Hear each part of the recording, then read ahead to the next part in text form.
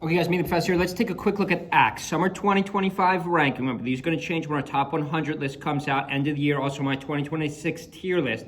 Stay tuned for that. Axe is ranked 7th. He's up 10 spots. So Axe is having the best year he's had in a long time. Met Axe at Collision. Very nice guy. Huge fan favorite, Axe.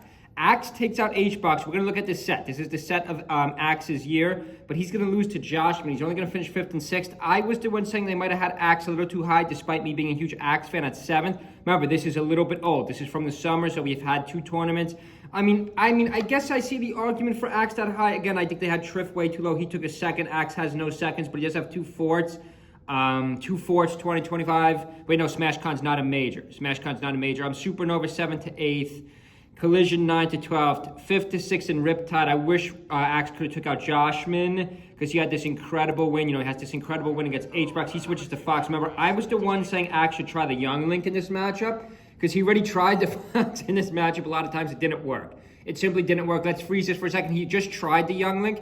He had just tried the Young Link against Nikki. So he tried Young Link versus Ices. Again, that's not a great matchup. Link versus Ices. I'm a Link main. Link versus Ices is a good matchup. Young Link Ices is not great. Young Link Ices is not as great as you think. I was saying Axe, you know, he can't beat H-Box with Pikachu. It's a tough matchup. I was the one saying, literally, if you watch my commentary of this set, what's happening live, I said Axe should pull out the Young Link.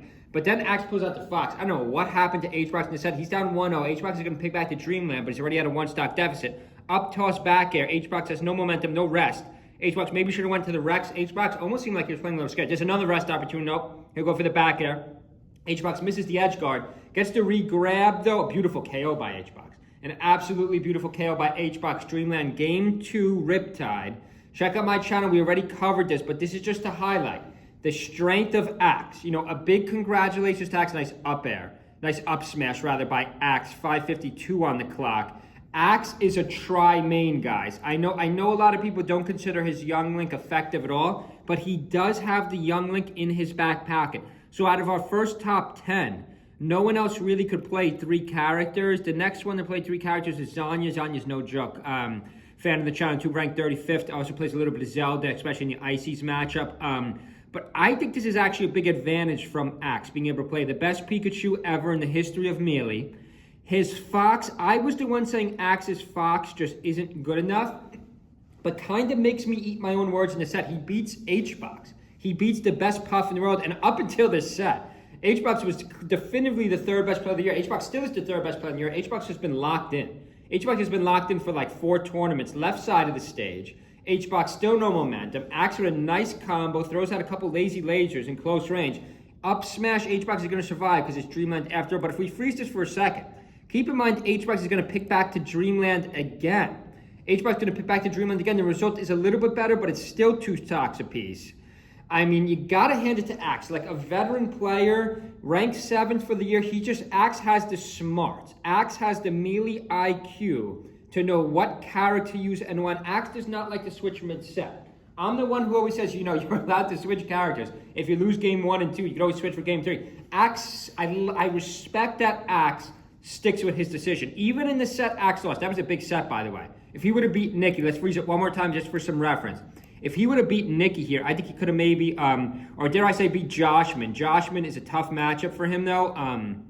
You know, dare I say, Axe probably above SDJ. I mean, I guess you could argue Axe already above SDJ with that H-Box win. But again, his placements are not absolutely great. But again, he's finishing 5th.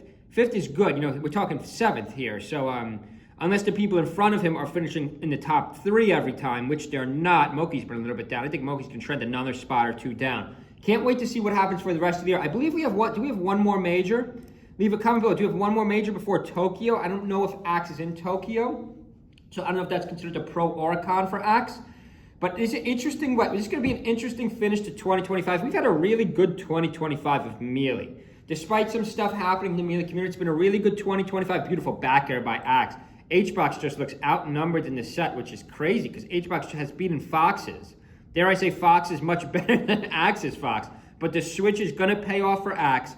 Make sure you guys subscribe. We're about to hit 500 subscribers. Make sure you check out our Amazon affiliates. Congratulations to Axe.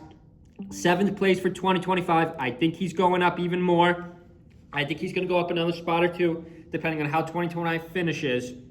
Pikachu, Fox, Young Link. Hope everyone's having a good Wednesday. See you guys.